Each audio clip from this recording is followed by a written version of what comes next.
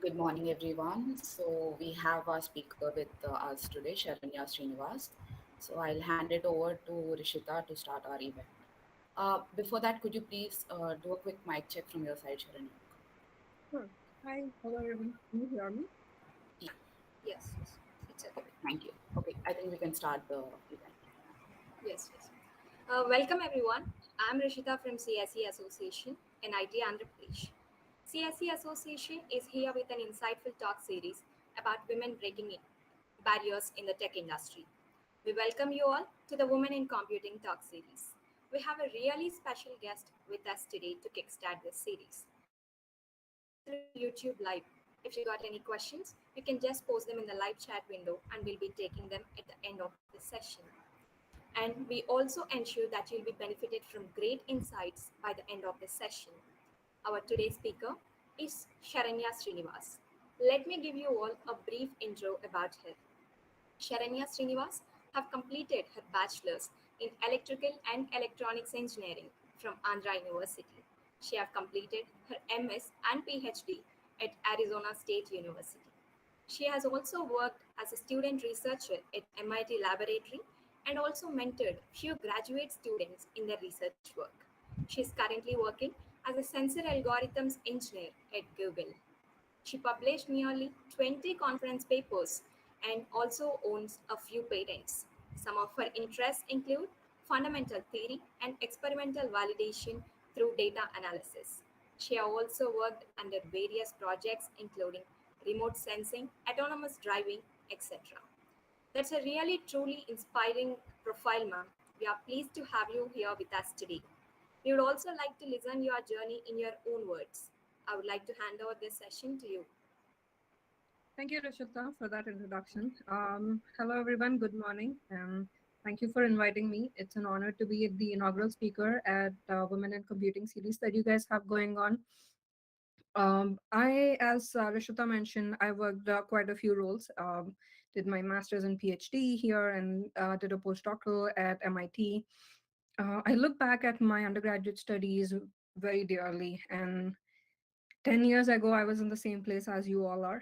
I was worried and equally curious to see what the future holds for me. And hopefully, today I can impart some wisdom that I've accrued over the past decade and hopefully leave you all inspired and more excited to pursue your dreams and maybe a bit more informed as well. One thing I want to leave you all is dare to dream and break through all the barriers to achieve. With that, I will let Rishita take over. That's some remarkable words, ma'am. You have inspired some of us. And could you speak about the motivation which led you to become a techie? And also, could you tell who is your role model? Sure. So the uh, inspiration for me to become a leading researcher and an engineer in the tech industry is passion towards the technology. Uh, it's also to be curious about what the technology holds, the desire to know how things work and to solve complex problems, explore and realize these complex problems to be able to build new services and with consistent effort. And I'm at a place where I'm really happy with. And it's also about career opportunities, right? So the tech industry offers a lot of variety that you can enjoy. One day in one project, I can be a hardware engineer. In another, I can be a data scientist. And this helps me to be more fluent and up to date with the technologies. It's a challenging problem, and I enjoyed those challenges. It also does not have to come with a compromise on job prospects or any career growth as well. The one huge motivation that wakes me up in the morning is the impact on innovation. Tech industry touches so many different people on a regular basis, and it impacts millions, and all the services and devices that we build today will keep affecting those people, their lives and their work as well. There are many women in tech industry as CEOs, as CTOs and COOs today, and they're all very inspiring. But I picked a few that are more closer to where I'm from. So Reshma Rajani, she's the founder of Girls Who Code. It's a nonprofit organization. She's aiming towards reducing the gender gap between men and women to be able to push women into more technology related roles. She's an author of Brave, Not Perfect, and also Pay Up. Both the books I really recommend to read, and she gives a detailed path towards bridging those gender gaps in the book Pay Up. So I would recommend it.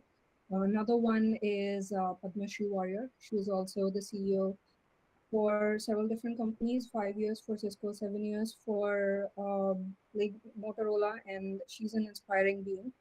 One who's more closer to me currently is Susan Wozicki. She is the CEO of YouTube, and she just recently retired. She Larry and Sergey literally started their company Google in her garage. So it's really inspiring to know these people and to walk the path that they've paved for me and you all too. So yeah. Oh, amazing, ma'am. And could you also describe what support did your family give when you told them that you want to do research in this field? Um, so I'm to give a brief background. I was born and raised in Visakhapatnam, and I come from a I'm the only child to parents who work in academia their entire life, and I come from a huge lineage of women who work uh, not just for money, but or to make ends meet, but to fulfill their passions. On both sides of my family, I've seen women work, so it's easier for me to jump into that role, and I empathize with for whom that's not true, and who have to pave their own way to build that path towards working women. And in terms of research, it was challenging to combat social expectations because, of course, it's a longer education process with limited resources in terms of limited prospects sometimes because you're cornering also yourself into some research field. So it's a it's a challenge, and I'm fortunate that my parents did not need me supporting them, which is also I empathize that that's not true in everybody else's case, and it was relatively reasonable for me to convince them to pursue higher education and to follow a career path that's near and dear to me but might not seem reasonable from outside, right? So I'm fortunate in that sense that they were very supportive and patient for me to explore all these ideas with with less than any promise of big ROI, right? So I empathize with everybody else's case, but I'm very fortunate that my parents, my peers, and my mentors were very supportive. Thanks. We would also like to know how do you manage both family and work at a time, and what advice you gave to others so that they can also manage effectively. That's a really good question. I just recently got married. It's been 6 months, so it is a prime time for me and my partner as well to know each other. And I have recently switched jobs to Google, and that's a challenging career change as well. And this past year has been a challenge for me. I've been wondering the same things quite often than not. And a few tips that I can give from my personal experience is to prioritize tasks and responsibilities, and you can allocate time more effectively and efficiently to get those tasks done. And a very important suggestion I would give is to set boundaries.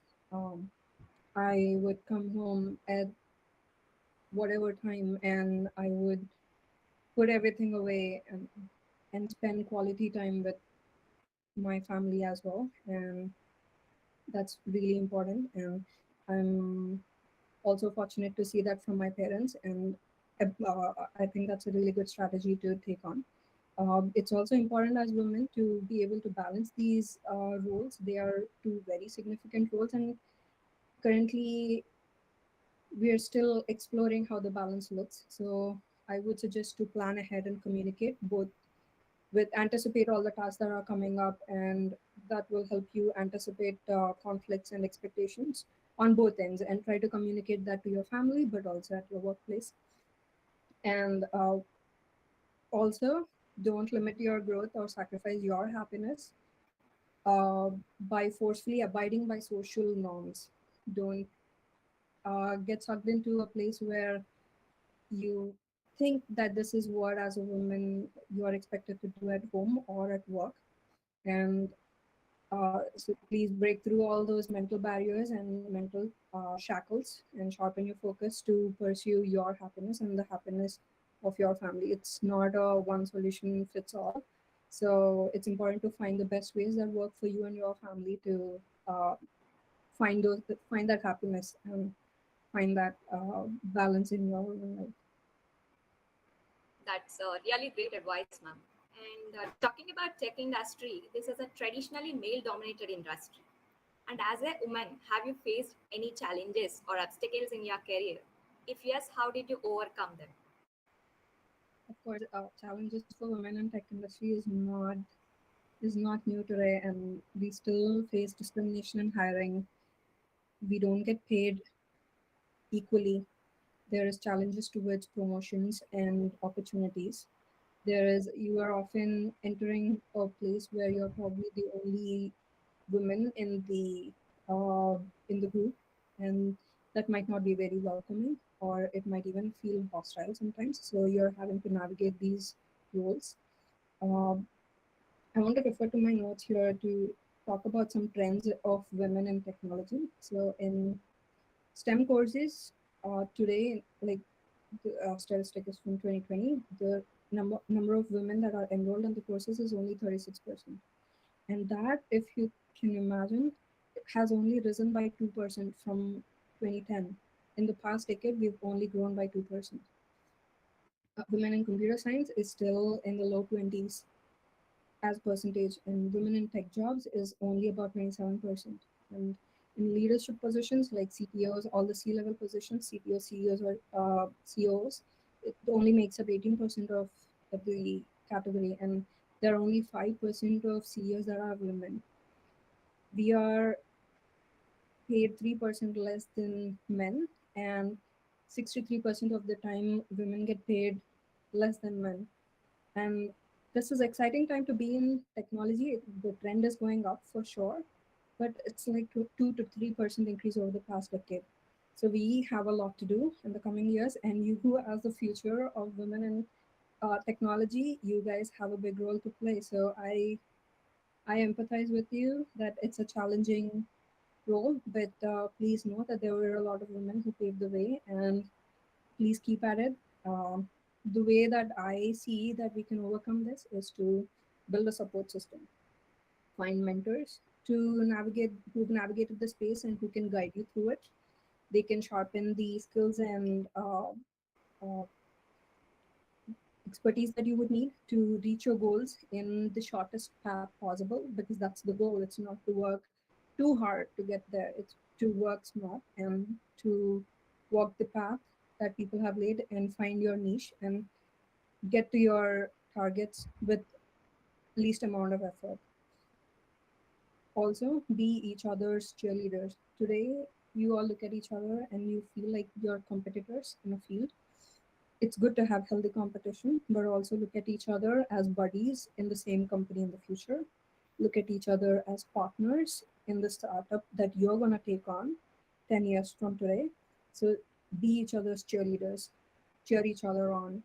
Also, advocate for yourself, respect your time, respect your talent. Don't give it away for free. Ask for promotions, ask for pay, ask for opportunities that will lead you to your targets. If you see any discrimination at workplace or otherwise, challenge those stereotypes, challenge those biases, and raise your voice, speak up, dare to speak up. And above all, seek allies that can help you get to your targets. Like that could be your managers, you could be mentors. My PhD studies, my professor has been a huge ally for female in technology, and uh, find those people because they're going to be instrumental in helping you overcome these challenges. Despite all of this, it's essential to be positive. It's hard, but you have to be positive and persistent in pursuing your goals. And with enough determination, you will get there. That's really motivating now. And as you have said that women are still facing some discrimination in the industry, in your opinion, what are some of the initiatives which companies can take to encourage more diversity in the workspace, particularly for women? That's a good question. Companies are really trying hard to address this issue. They acknowledge that this is an issue because they are trying to build products, they are trying to build services for the entirety of uh, the community we have, but they are building it with only 50% of population. That's not going to be inclusive, right? So to promote diversity and inclusion, companies are trying to promote a culture that is inclusive of all genders and other minority groups. They are celebrating differences. They are like they're trying to ensure that there are no interesting biases that are coming into play. One good example is hiring process. If you guys haven't been in one, but when you put in your resumes through the hiring process, it's not a human that's on the other end trying to look through all your resumes. It's a AI tool that is trying to match your resume with the requirements of the job. And AIs have all the biases that the people who built it. For example, this is a funny example. If you are named Joshua and you played lacrosse in college, then you're bound to get hired. That's a bias that is intrinsically there because of people who got hired before that. That's the only training data that the AI has seen. So companies are acknowledging that this is a bias that exists and they're trying to correct such biases. It will take a lot of effort from them. The other way is that companies can ensure that there's a lot of inclusion in their workforce is to offer mentorship. Quite often than not, when you enter into a room, you don't have any female leadership to look up to. That becomes very challenging, and there is no proper mentorship to navigate that space. So they're trying to create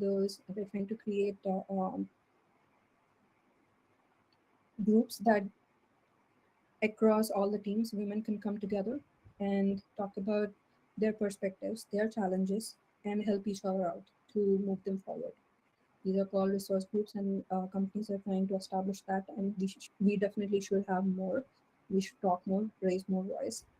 Uh, Also, some companies have third-party companies who come into the office, will take a survey, and they will assess how their diversity and inclusion strategies are working or they're not working. Either way, they would do that assessment, which is necessary because there is inclusion and diversity um, lectures that you as an employee would be forced to take, but you never can really understand if those are causing any positive impact or not. So doing such assessments internally and externally is a huge benefit for the companies.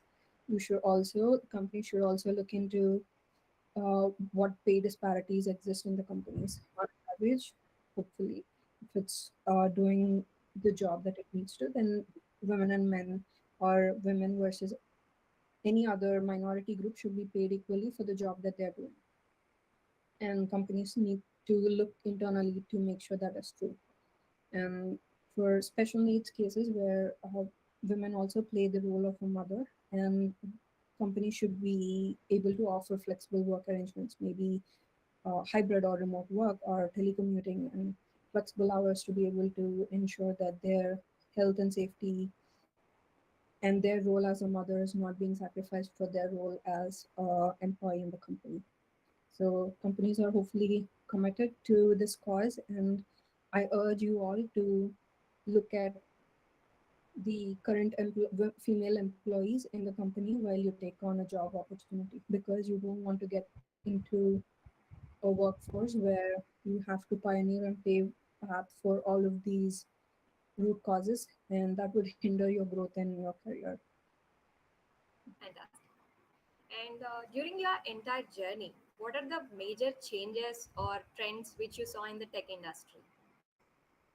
Um, over the past 10 years, it's been an exciting journey in technology, and some of the biggest trends that I've seen, biggest advancements that I've seen over the past 10 years is, of course, artificial intelligence. I'm sure all of you heard about it enough times from media or otherwise. But I think we're seeing over the past few months, we have seen so many large language models or generative models that have come out by different companies like OpenAI, Microsoft, Google, Amazon, etc. There is cloud computing that many companies are investing in. Services like Microsoft Azure, Amazon AWS, Google GCP, cloud computing has been a big field of research and also a field of implementation today. With growing AI, there is also a higher risk for cybersecurity. So that's a field that will become much more relevant in the near future. There is Internet of Things, where many applications today are still being built as a one-off, and that will not be viable in the future because there's limitation in resources of hardware, power, or just the spectrum. So all the devices have to coexist and cooperate, and Internet of Things will enable those. One other fun one is augmented reality and virtual reality. Facebook has changed its entire identity to Meta and invested billions of dollars in metaverse. So there's gaming industry that has existed over many decades now, which are also investing in more um, real life experience with a better user experience in augmented reality. Google had its lenses at one point. So that's a big field where there's a lot of research into computer vision, um, uh, or many creative roles there as well, which will leverage computer science, computer vision, uh, even mechanical engineering. Many of those fields will come together to make that a reality. So these are sort of overall a few of them that I've seen over the past decade or so. That's highly informative, ma'am. And we also have some query regarding this, particularly women who are just about to start their career. What advice will you give them so that they can shine in their career and also get jobs in some great MNCs? That's a very relevant question, and I'm sure you guys are all wondering or are about to wonder that quite soon. Um, my personal suggestion would be invest a lot of time and energy into developing strong fundamentals. Now is the time uh, to be able to sit down and think about these concepts deeply and get those really ingrained in your memory, because once you go to higher studies or into workforce, then you won't have that energy or time to focus on the fundamentals. Um, Whatever skill set that you would need, either coding, software development, data analytics, or any essential skill set that you would need to succeed in tech industry, try try building those up now. Take online courses or attend boot camps. Mm, The second would be to network and seek mentorship. So networking is pretty important and critical for every industry. Attend industry events, understand what the trends in the companies are, join online communities, seek mentors across the world that can offer you guidance and navigate you through the industry. Find supportive workspace, the workspace that has uh, pretty good gender diversity is important for your growth, and learn how their workspace culture is, and if they will provide you opportunities for growth, or will you be stuck in that role for a while. and see if that aligns with your career goals. Be patient and be adaptable. That's also really necessary. You have to be up to date with the trends, but you also have to adapt constantly. There's a fun example.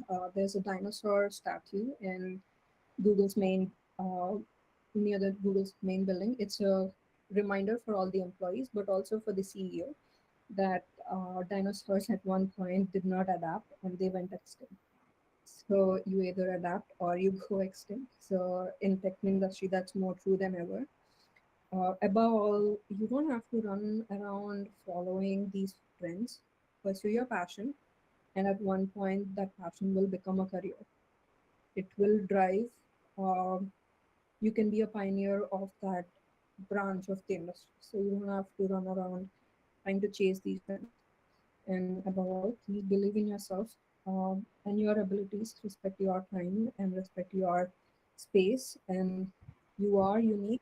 Um, we also as women have different additional challenges compared to our male counterparts.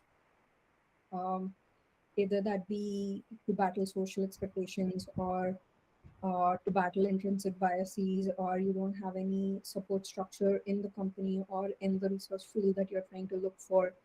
We can all overcome that by building confidence and advocating for ourselves. And through enough support of our peers and mentors, you can achieve any role that you put your mind to. Fantastic. I'm sure that your advice will help a lot of students to pursue their career. And as you have told that we should be updated with all the latest technologies, in your opinion, what is the optimal way to stay updated with all the technologies which are trending nowadays? Yeah, there are many resources. Thankfully, we are in an era of internet, and networking has come to our fingertips. So you guys are at a better place than anybody else have been in the past. So one good way to pick up any uh, trends, to understand trends or to keep up to date, is to read industry publications and blogs. It's very easy for me to pick up any paper in the field and understand a lot of technical nuances because that's my background as a researcher. But if that's not you, there are other resources. There are technology magazines that can summarize a lot of current trends. One such magazine is IEEE Spectrum. That's pretty good. There are technology blogs, that is TechCrunch, Wired, or The Verge, that you can rely on for the latest news in tech. And if you want to take a deep dive in specific topics, I think walks on YouTube is also really good if you're not a person who wants to read but would rather follow up on videos. And that's a really great resource to look into. I would suggest to attend conferences and events around you that are that are motivated by the industry. Um, for example, like there's Google I/O. If you can't attend in person, but please do attend virtually. There is AWS event. It's called Invent. Microsoft has an event called Build. These conferences are. Apple also has one in terms of devices. These all help in keeping yourself up to date on what the latest technologies are and what's going into building these technologies, right? It's not very evident from outside. You would only know by reading through all of these. Another way to do so is to join online communities. There are so many communities out there today that you can join. There's GitHub, there's Stack Overflow, there's Reddit, even, where you can discuss these concepts and you can learn and collaborate through tutorials as well. There's online resources for that too. There's big universities are offering courses online like Stanford, MIT, etc. But also there is Coursera, Udemy. There's so many resources out there that you can keep up to date with your. You can follow the trends, and then if you think there's a gap in technology that you need to learn, you can follow up on online courses. Please do participate in a lot of hackathons, coding challenges, and now is the time. In fact, we never have this much time in the future to read up on and participate in all of these, but today it is. So try to go to as many workshops as possible.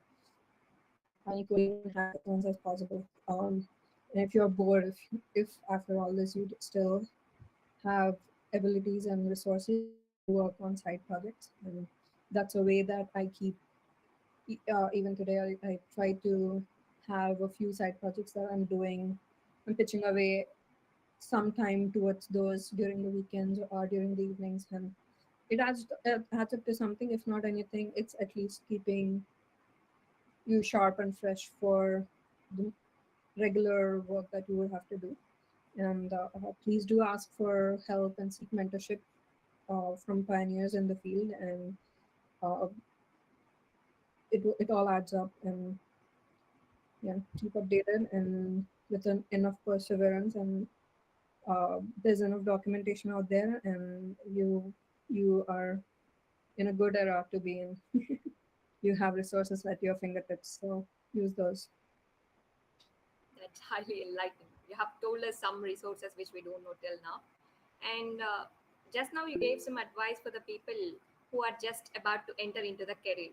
But what advice will you give to someone who is feeling really demotivated or stuck in their career, and how to reignite their motivation to move forward? That's a really good question. It's not a it's a marathon, right? And it's very common to feel stuck, non-motivated. That you want to put in that effort to make it work. That you want to put in that effort to make it work. Is the task at the right challenge level, but there's a misfit of people that are around you that you need to work with, like a difficult work relationship is is hindering your progress, or is it just that your values and goals don't align with the project? So you need to identify the root cause so that you can work on it. A few ways to, once you've identified that, if you think that the goals that are too big, then you can come up with a plan for dividing up the entire project into smaller steps and reach out as often as possible to all the parties involved to ask for help and to delegate some of the work that you don't want to contribute to it, but that might be the blocker for achieving this bigger picture. Delegate those, or ask for help for those that you don't know how to do.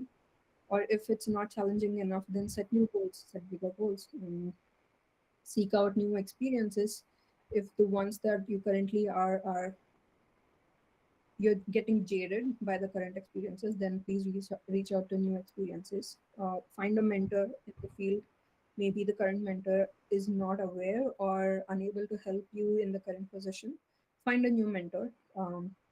If uh, if this is not working, then take a break. Um, Sit back and think about why you started this in the first place. Try to reconnect with your passion. Try to look at this bigger picture to be able to demotivate yourself. And by taking a break, you can you can come up with new ideas and new ways to solve the problems at hand. And probably doesn't need to be solved, or it doesn't need to be solved the way that you were thinking of it of solving. So if none of this is working, it's okay. And sometimes all you need is a change in career. Not all jobs are for you. You are not for all the jobs either. So you can always invest some time and energy in thinking about if it's the right choice for you. If not, then you can consider changing that career path. So please remember that feeling stuck and not motivated is a very common, and it is normal. And find ways to reignite that motivation and that passion for uh, the field that you wanted to contribute to, you know, and take steps towards Fantastic. it. As you have already worked on numerous good projects, can you describe about a project which you are really proud of that you have completed that, and also the difficulties which you found while working on that project? Yeah, I'm very fortunate over the last decade to have worked on multitude of projects, and they were all quite fun. I had the ability to leverage my engineering and mathematics skills to enable complex applications such as self-driving, healthcare applications. And the one that I'm most proud of, though, is the project that is to enable autonomous flying cars. You can imagine this is a really interesting yet a very challenging problem. Uh, Aeroplane industries wanted to invest in this early research to be able to, uh, in order to position the flying cars in space precisely. You can imagine it's a really necessary goal, and quite often than not, if you observe GPS, it has outages. It's not precise enough for the application, and especially when you have people that are being flown across different places, you would need really good precision and understanding of how the system works. So we had to come up with some custom solutions, and it involved custom software, custom hardware. We demonstrated this ability on custom hardware that we built, and we flew drones around to be able to test it. And the I'm very proud to say that we surpassed the expectations of the companies that gave us this project, and in how much precision we could achieve while positioning. And I still today enjoy the results of this project in terms of patents and publications, and it has also paved the way for new collaborative technologies that we can come up with. And these collaborative technologies, the hope is that it will alleviate stress on resources like spectrum and hardware, etc. So um, it has paved the way for me to explore and invest in this new technology and enable many more applications. So I hold it very dearly. It's really impressive and articulate, ma'am. And audience, if you have any questions, you can ask ma'am. She's open for questions.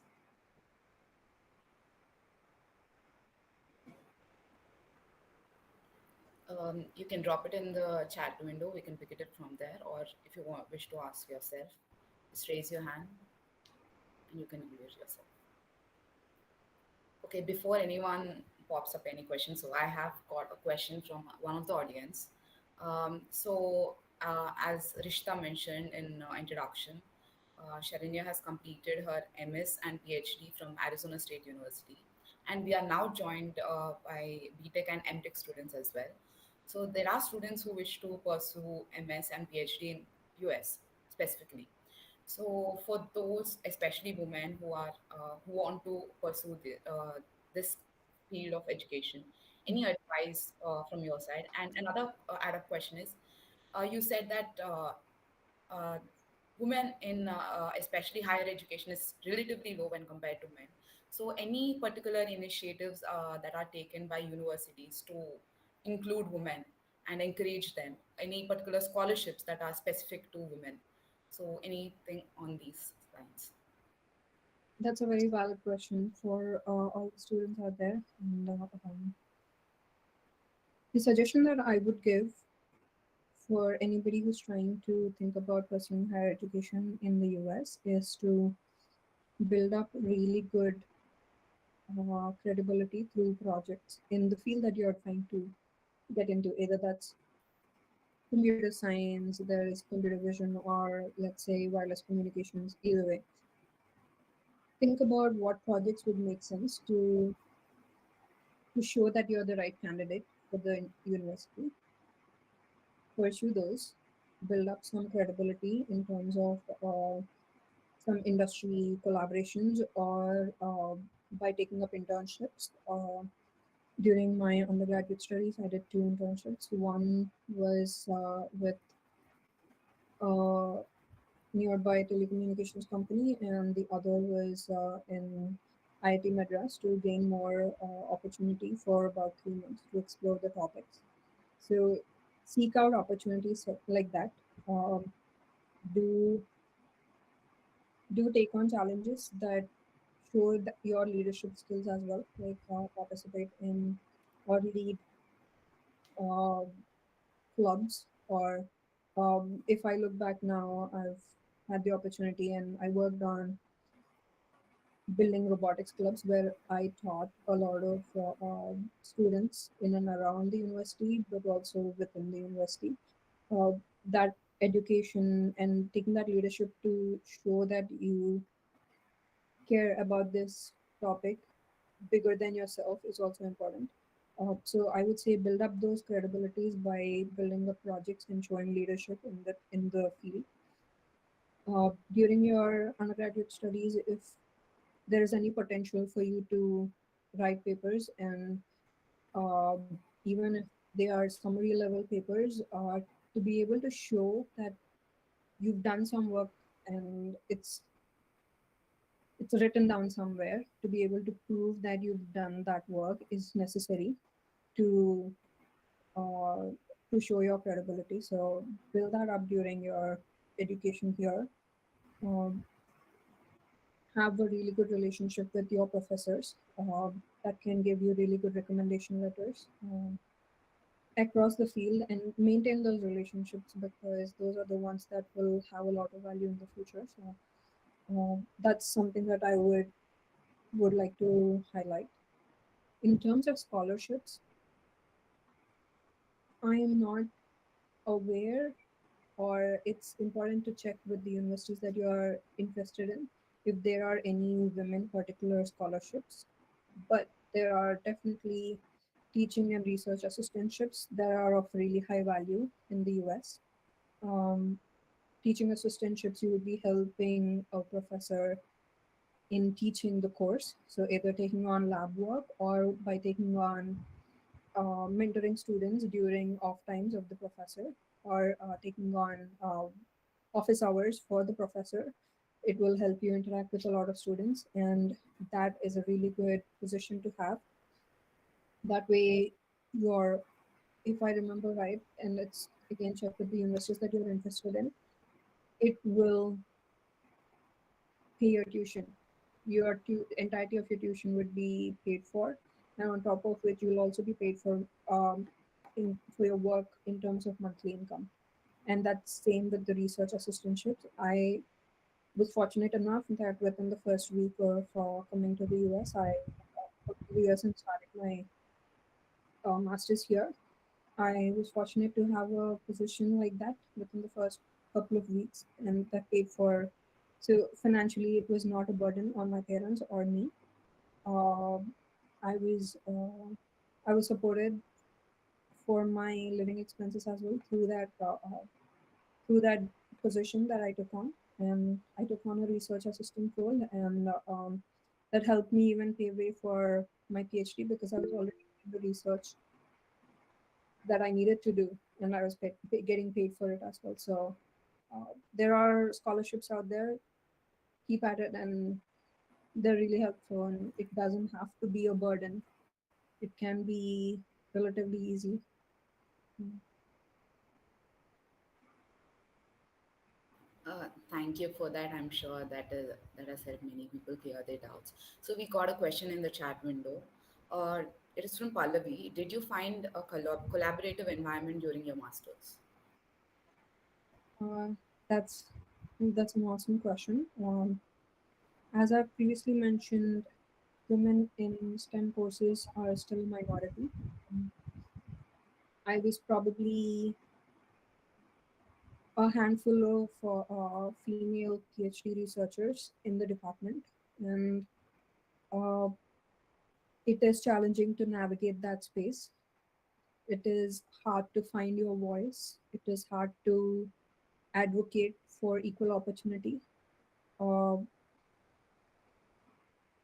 but there are a lot of allies, and as a culture, universities are moving towards more inclusion, and it's probably more prevalent in universities than in industries to some degree.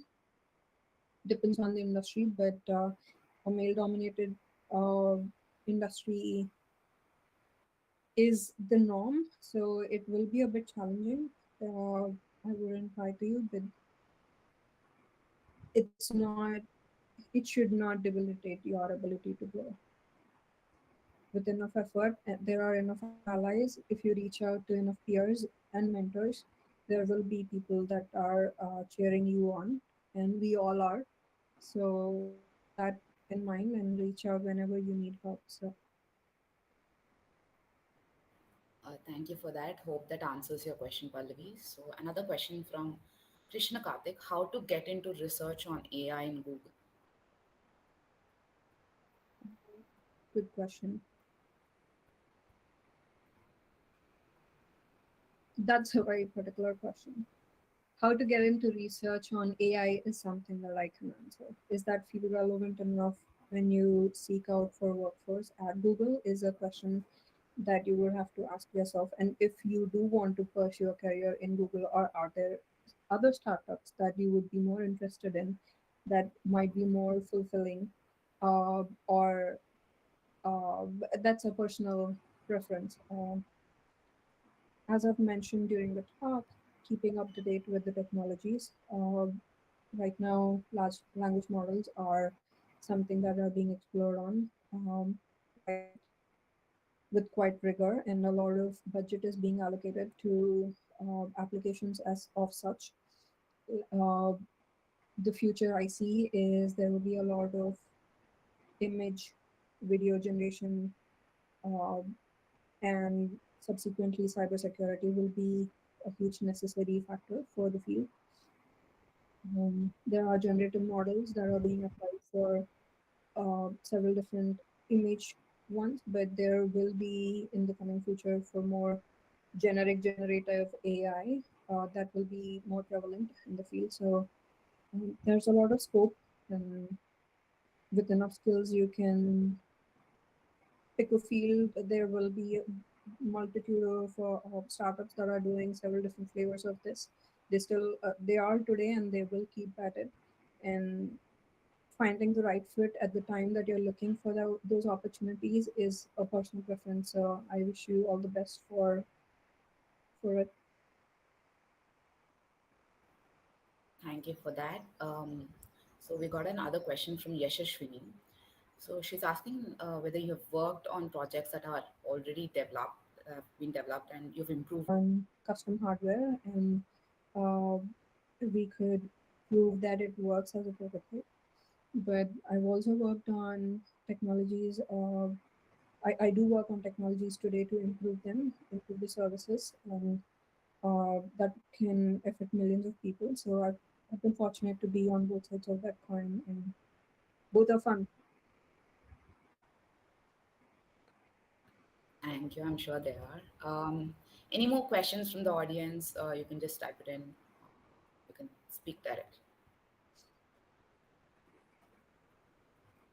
I see one. It says, "Will AI replace human?" Okay, No, it won't. that's a you, big as, question. yeah, you as a human are unique, and we would have to redefine what jobs will look like in the future. Like 50 years ago, coal mining was a big field, and many people were making a lot of money in it. But when electricity was invented, and now trains are working on electricity, most of the coal workers lost their jobs. And you have to keep adapting, and knowing when you have to be persistently, and it's a continuous process. It's never the end, right? Learning and staying updated is a continuous process, and it requires dedication and perseverance. And with the ability to adapt, always you will always be ahead of AI. Yes. Um, I think that question has been relevant since the chat GPT has been released. Yeah. Okay. Any more questions from the audience?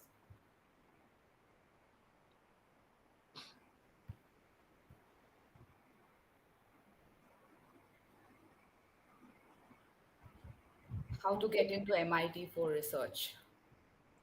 Good question. So MIT has a diverse culture for, and they support a lot of different fields. I During my MIT days, I was working with a field that's relevant to geospace and aerospace. You would imagine why would they hire an electrical engineer to do that, but it's a field that requires a lot of different set of skill set to come together to enable either picturing a black hole or studying plasma, etc. So you never know where your research will fit into. So keep an open mind and interview quite a few people with quite a few labs within MIT and their CSAIL, that's one of the big computer science lab. They do very diverse things and computer vision, computing, quantum computing, etc. So there's a lot of interest in CSAIL. They have a lot of fun experiments. I'm not sure if you're aware, but every professor will have a niche and they will have their hypotheses, they will have their field of interest that they will want to pursue, and each of them will try to hire students in the same field and um, help grow the students career in that field.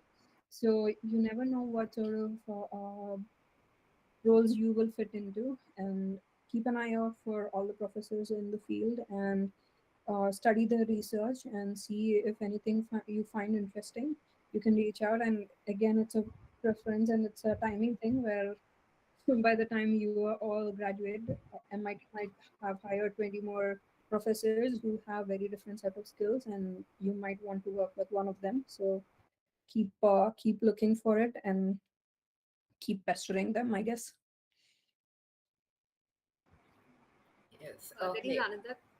Mm. Another question is from Shanmukhi. It says, what are the benefits and drawbacks of working in an agile environment? So I guess, I'm not sure what you're referring to when you say agile. uh, Can you be a bit more specific? yeah, Shanmukhi, can you be a bit more specific? Are you talking about agile methodologies or what is it about?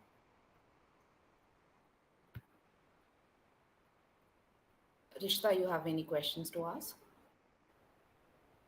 Yep. Okay.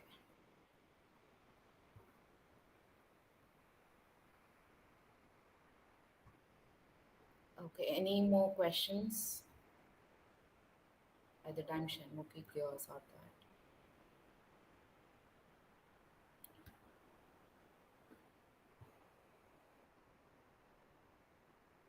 Okay, Dikshita asked, what exactly does a research paper include?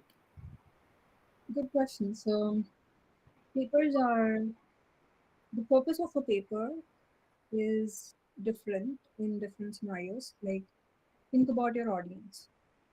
Are you publishing in a technology journal? Are you publishing for a magazine? Are you publishing for as a white paper?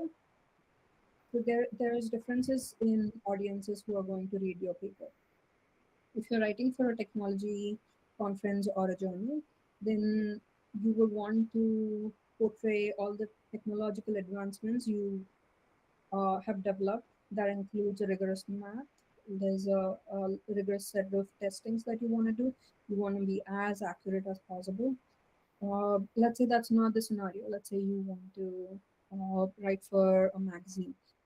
Then you want to keep it light because the audience that are coming to the magazine are not regular day researchers who are keeping in touch with all the technologies that and all the math that's coming out. People who read magazines are the ones that want to keep up with the technology from a broader perspective. And, you will want to write for those sort of people. As a white paper, you want to that's a way to say, hey, I'm starting to work on this research. That's a way to tell the world that this is something that you're working on. And it's a way to also say that I've come up with this field before everybody else. So you have your name on there as proof.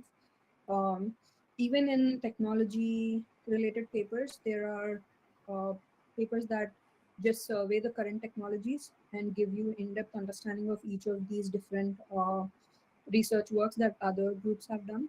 There's review papers which do the same, and there is tutorial papers that will go into deep. um, there might be a field that is existing for a decade now, but you might have come up with a different way of thinking about it. For example, Fourier transforms have existed for a lot of time now, but if you've come up with a new way to interpret that and you want to convey that, you would want to write a tutorial paper. So there are different flavors to writing papers, and the best way to get started is to write some survey or review paper and go to a conference and talk about that work. You will also meet a lot of researchers that are working in the field, and that way you can grow your network and get an understanding of what sort of flavor papers people are interested in and are writing, and how to write a paper. Sometimes finishing is more important than perfection, so start with something and finish it, and that way you will learn from your own mistakes, because mistakes are bound to happen. You just want to fail fast. Absolutely. Um, any other questions? Okay, we go on. Anita, what strengths do you think are the most important for a software developer? Um, Good question. I am not sure if I'm the appropriate person to ask this, because I come from an electrical engineering background. Um, but yeah, I would probably leave it at that, because I build algorithms, and I do write it in different languages to be able to put it on hardware. And that comes with a lot of optimization of code. And I would have to write it in C, C++. And while prototyping, I would probably use Python or MATLAB. So I'm probably not the right person to ask this, but one growing field that I've seen is data engineering. So uh, if that's of your interest, that's also something that you could look into. But do reach out to other mentors. yes, sure. Pavni is asking what skills or characteristics can make someone an effective remote worker. That's a really good question. So, since the pandemic, many roles have become hybrid or complete remote. And few suggestions that I would give is to have a dedicated workspace with a dedicated place that is separated from your private life, that you can go in and set boundaries and set priorities. And once you're done, you can separate that out from your personal life. So having your personal space to work for is important. Mhm. Second thing is to plan out your meals. Real Unlike in-person working space where all your colleagues are probably going for lunch at the same time, at remote place you don't have that as an opportunity. So you have to plan out your um, meals in advance, and um, set out a specific amount of time for your lunch and breakfast. So it's a different environment you are coming from, and it's a different environment to be working in. One thing you probably would be thinking of is, just because that's work time, just because you are working remotely, don't let uh, don't let that be a limitation for you to take breaks, and care for yourself and plan out your meals ahead of time. That way you can really be effective and not have to think about it, uh, or cook during your remote work time, right? Thank you. I hope that answers the question. Pavan is asking, how do you cope up with the tight deadlines? So that's a really good question. It's As an employee at an industry, deadlines come and go, in the sense there are times where you would have to dedicate 12-hour days to your work, and there are times that you would only probably be working 4-hour days. That depends on the cycles of, let's say, Apple builds products once in a year. During the launch time, you can expect a lot of energy that needs to be put out by a bunch of different people to meet that deadline. And there might be days where once the launch is over, you can take a breather. So those know that those days will be there, and it's expected, it's normal. Being prepared, um, and anticipating these cycles is important, and preparing yourself to either once the launch date is done, having a big break will help you realign yourself for the next cycle that is up for coming. And please make sure to ask for a lot of help from your peers and co-workers and your family as well during the times of need. Explain to them and communicate to them and set your expectations right, that you won't be available for uh, a few months that is coming up for the launch. And biggest of all that we are all used to, I'm sure, and we have to battle it, is procrastination. So getting a head start will help quite a bit, and accomplishing your tasks on a daily basis in small portions without letting it to pile up at one point and it becomes this big monster that you can't handle.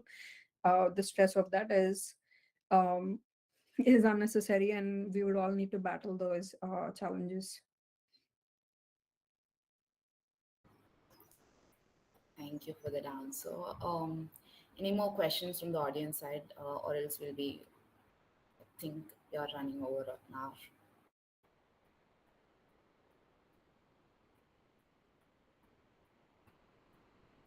Any more questions from the audience? You can just type it in, else we'll finish up.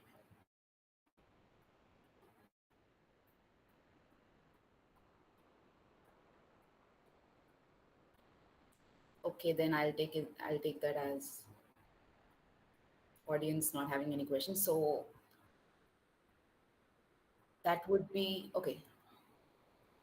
Um, Shanmuki, I think agile development. I think she's talking about agile methodologies.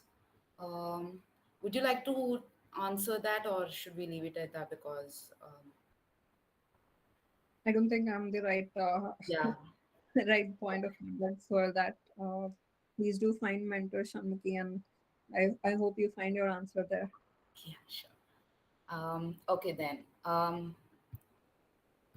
So thank you for that insightful session. So first, let me introduce myself to the audience. So I'm Lahiri Challa. I'm the secretary of the CSE Association here at NIT Andhra Pradesh.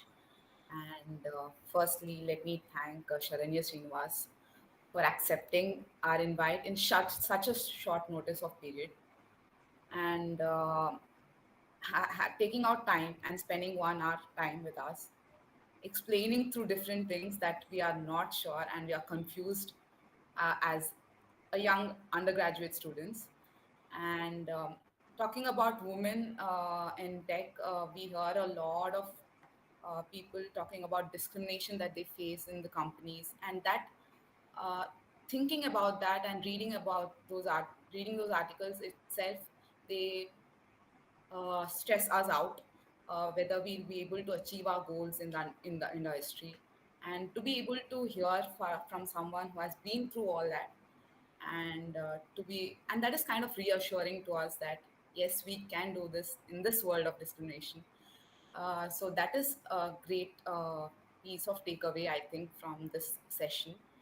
And let me take this opportunity to thank you uh, from the entire CSC Association.